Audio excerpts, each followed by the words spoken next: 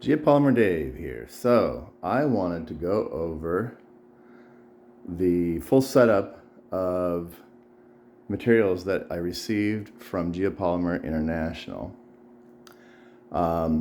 So this is the basic kit, although you would get a lot less of the silicate in just a single kit size.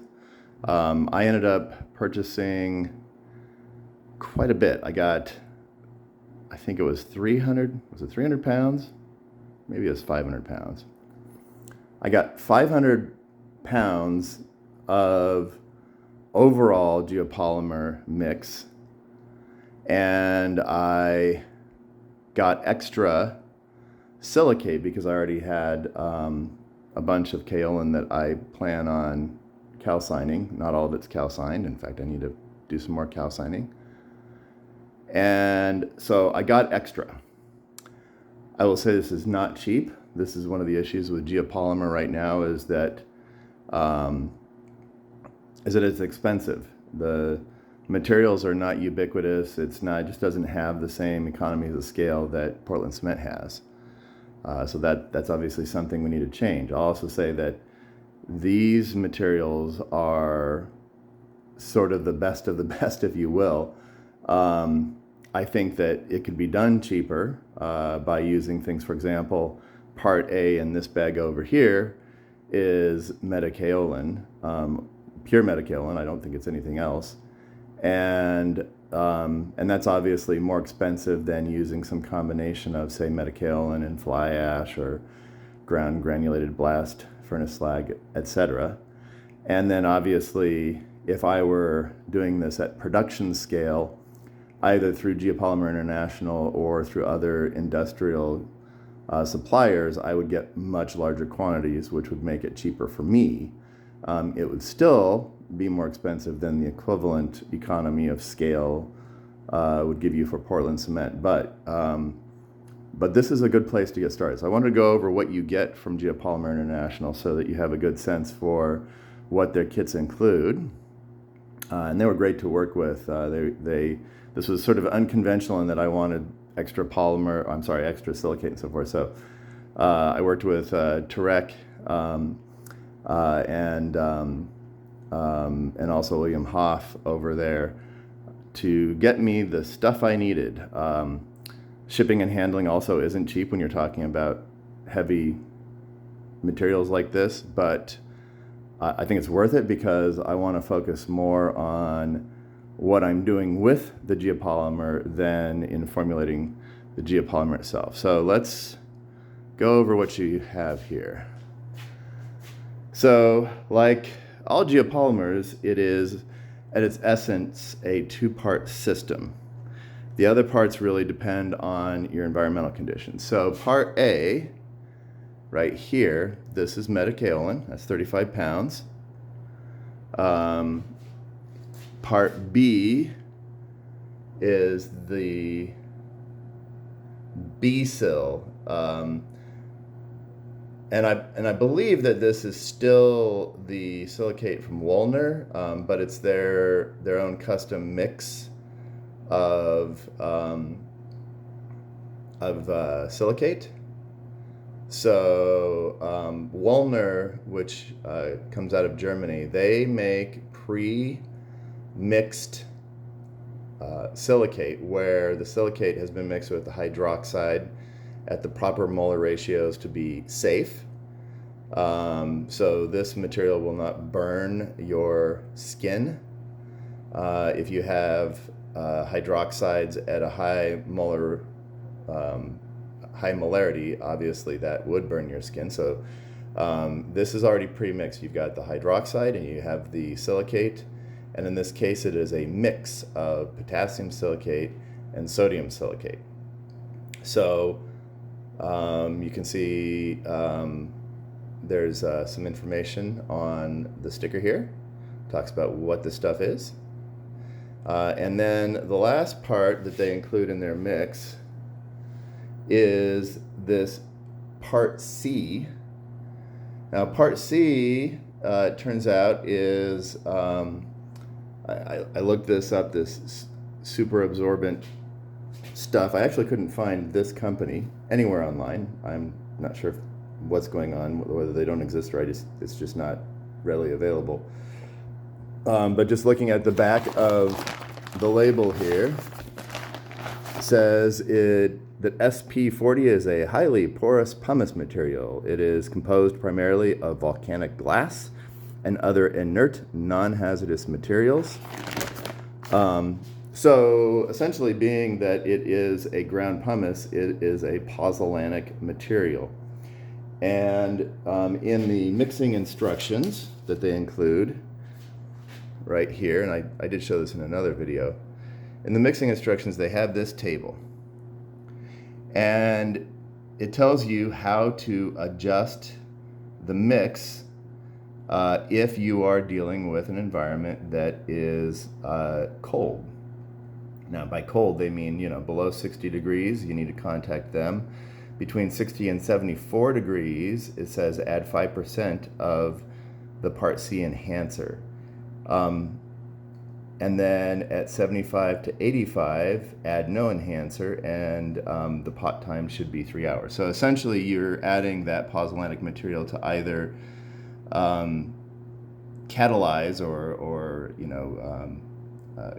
shorten the pot time, or you could be using a Part H enhancer, and I'm not sure exactly what that is. I'm sure that it's some kind of retardant that would slow the processing so that it wouldn't set up too fast, because as you get to a higher temperature, it's going to set up more quickly. It's a lot like other organic polymers, like epoxy. You mix the two parts together, and depending on the chemistry and the environmental conditions, it will either set faster or slower. So if you're mixing epoxy, you can make it set faster by adding heat. And in fact, even with geopolymers, you also can make it go faster by adding heat, which is often what they do to shorten the cure time. They'll put it into a low temperature oven, something along the lines of like 175 degrees Fahrenheit. In my case, I'm in my shop, which thank God is air conditioned, since it's about 105 degrees outside. And so I don't need to add anything. It's going to be fine with just the two parts. So that is my plan, is to mix this with just the two parts and see how it goes. Now, the other pieces of information they included in the kit were the material safety data sheets, and then some information, some marketing literature to educate you on some other things. For example, they are bringing to the United States 3D printers. They're the exclusive distributor for construction 3D printers. I think it's like the Maxi printer or something. And as has been outlined on their sites as well as other places, geopolymers make for a very good 3D printing media, because unlike Portland cement, where you can only print so much of it before you have to stop and wait for it to cure and set up and then resume, and then you have issues with cold joints, with geopolymers, you can do a continuous print all the way up to the top. And if you do have to stop because, like human beings need to go to sleep or something, then you can resume and it will rebind to itself, so you don't have issues with cold joints. So I'm going to mix up first a test batch using the same proportions I used to make the decomposed granite 16-inch by 16-inch by 9/16 of an inch thick tabletop, and I'm going to cast that as well in the same mold that I cast the tabletop. And in this case, I'm going to use a basalt aggregate. So this is my aggregate over here. This is some aggregate I got from a local landscaping company or landscape supply company. And And this comes from basalt deposits, I think nearby here, it's Arizona, so there's basalt everywhere here. And the reason why I'm using basalt is that I want to create a mix that hopefully is super high strength. I'm going to send these off to a testing lab, not send them off, I'm going to drop them off to a testing lab, and they've been gracious enough to do some small batch testing for me in exchange for me buying some pizzas for the lab. So super excited about that. These are the test cylinders. They gave me an entire box of these. Again, that's really, really helpful, and I'm excited. I think they're excited too because they were not aware of or familiar with geopolymers. Maybe some of them were aware, but they've never done anything with them. So this will be pretty fun to show the art of the possible when it comes to what you can do with geopolymers. And my hope is that this will end up, coming out with some really high strength geopolymer. There's an individual casting cylinder. So you basically cast this. It's 4 inches in diameter by 8 inches tall. So it's a standard concrete testing cylinder. And of course I'll, make some notes on the cylinders themselves.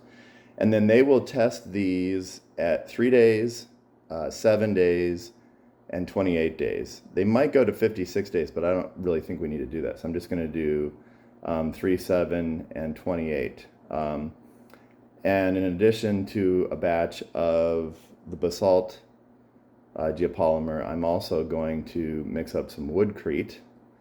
I may do 2 different batches of that. One batch where I really tamp it down and get it nice and compacted, and then another batch where I leave it a bit looser so I can compare the compressive strength of each. So that's my plan for the testing, and I'm going to first just mix up a small batch so that, since this is the first batch I've made with the with Geopolymer International's kit, and hopefully everything goes well, and then I'll make larger batches for those cylinders. Yeah, we'll see how it goes.